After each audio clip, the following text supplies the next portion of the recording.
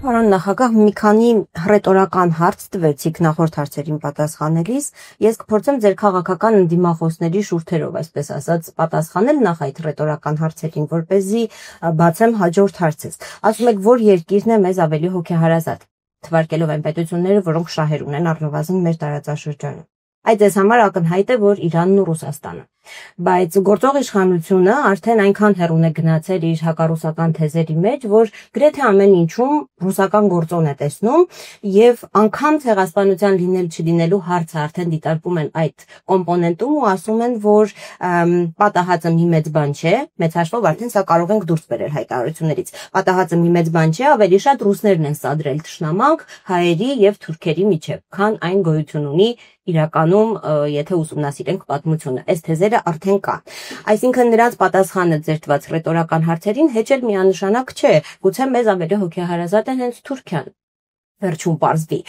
եւ ներեցեք հարցս այնուամենայնիվ ձևակերպեմ, այս հակառուսականության գեներացվող ատելության ֆոնին ձեզ շարունակում են մեղադրել Հայաստանը Ռուսաստան-Բելարուս միութենական պետության կազմ մտցնելու մտադրության համար։ Կարող եք սպառիչ պատասխան տալ, հաշվի առնելով ձեր հայտարարությունները, որ այսօր էլ արդեն կրկնեցիք Ռուսաստանի մասով։ Ի վերջո, սուբյեկտայնության ինչ մակարդակ եք պատկերացնում Հայաստանի համար, եթե նորից իշխանությունը լինի ձեր ձեռքում, եւ ոնց եք պատասխանում այդ թեզերին։ Այն ինչ որ իրենք անում են մեկ նպատակով։ Իրենց գաղափարական մոտեցումների համար հիմքեր են ստեղծում, որովհետև իրենք տեսնում են, որ այնուամենայնիվ մեր ժողովրդի մեջ խորը նստած շատ պատկերացումներ կա եւ պատմական իրադարձությունների վերաբերյալ եւ մի շարք հարցերի շուրջ եւ փորձում են հենց տակից քայքայել այդ պատկերացումները։ Նպատակը սա է։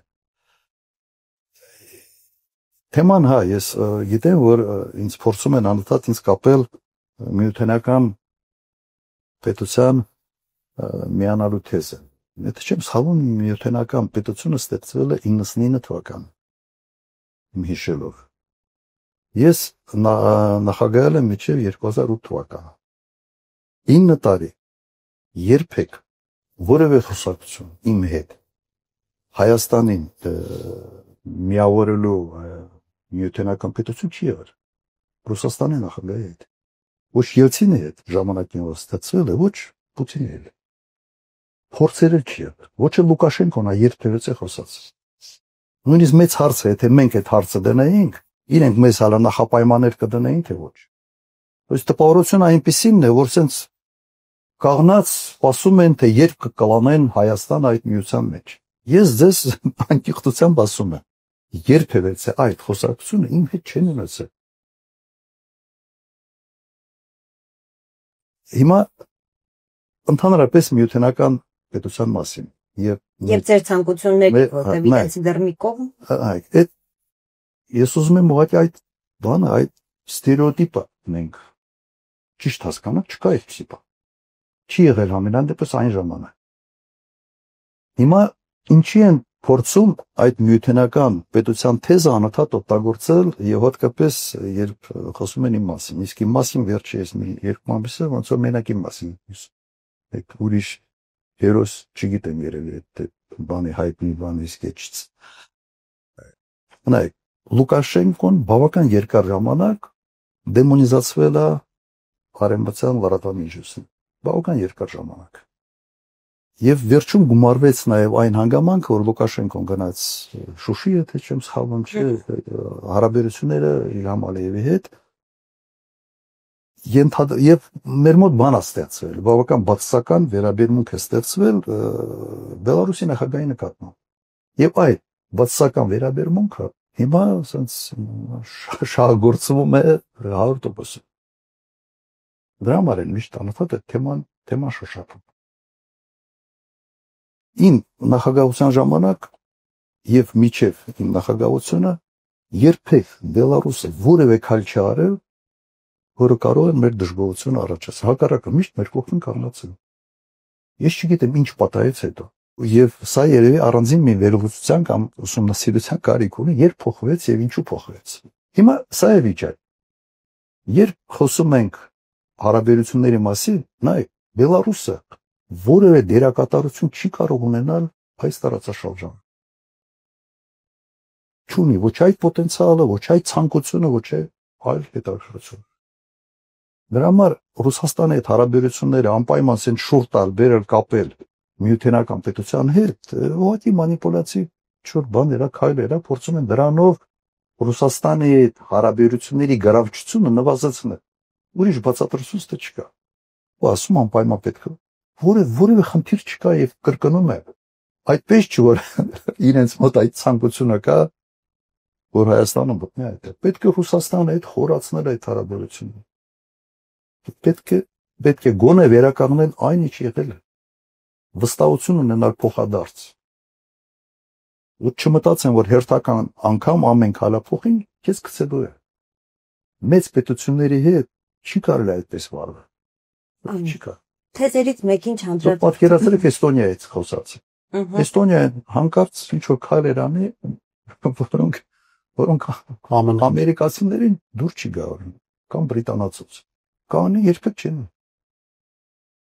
Երբեք չեն անի, որովհետև հասկանում են, որ սա ուղղակի ազդեցություն կունենա իրենց անվտանգային հարցերի։ Նայեք, հետո միութենական պետությունը ասենց բոբոս արկելու կոնտեքստի մեջ նաև հետևելն էին ասում, չէ՞, որ մեր ինքնիշխանության կորուստ եւ այլն։ Հիմա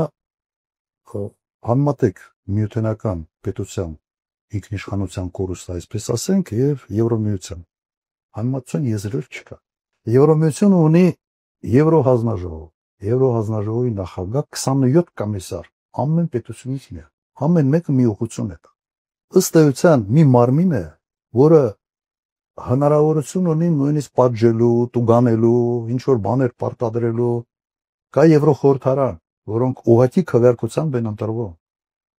Ոչ թե խորհրդարանների պատգամավորները հավաքում են, ուղղակի քվեարկությամբ են ընդունում եւ որոշակի լիազորություններ են։ Հիմա դա երկրագնդի վրա ամենից մեծ ինքնիշխանության կորուստի մոդելն Եվրոմիությունը։ Միութենական պետությունում այդպիսի բաներ չկա, ինչ որ մի 2-3 կառույց կա, որ ավելի շատ ֆորմալ բնույթ է կրում։ Երկու նախագահներ իրար հետ պայմանավորում են գործ առաջ։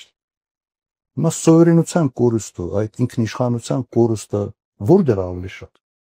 Եթե ձեզ համար երակա խնդիրը ինքնիշխանությունն է, Եվրոմիությունից ինչքան հեռու մնաս, ինքն լավ։ Բայց այդ միությունը, ասենց կամավոր միություն է, մարդիկ շահերը հաշվել են, տեսել են, որ այսպես ապրել ավելի հետաքրքիր է,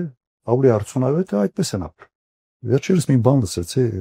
մեկը ասում է, բան ինքնիշխան փափաղով Մոսկվա գնաց։ Ոնց հետաքրքիր նախադասություն էր։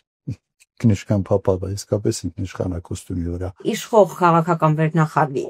հայտարարություններից կարելի է դուրս բերել այդ թեզը, որ ավելի շատ ռուսներն են սադրում ատելություն թուրքերի նկատմամբ, քան պատճառներ կան իրականում պատմականորեն։ Մենք այդքան խելք չունենք ինքներս հասկանանք, թե մեր հետ ինչ է պատահել եւ Ռուսաստանը մեզ պիտի ատելություն։ Դուք որտեղ եք դա նկատում։ Որ սովետի ժամանակ համալիրն է կառուցել ցեղասպանից։ Մենք երբ հակառուցել։ Կառուցվել։ Դա իրականում է սա եւ անլուրջ եմ համարում եւ առաջերտին անհարգալից վերաբերմունք հենց հայ ժողովրդի նկատմամբ։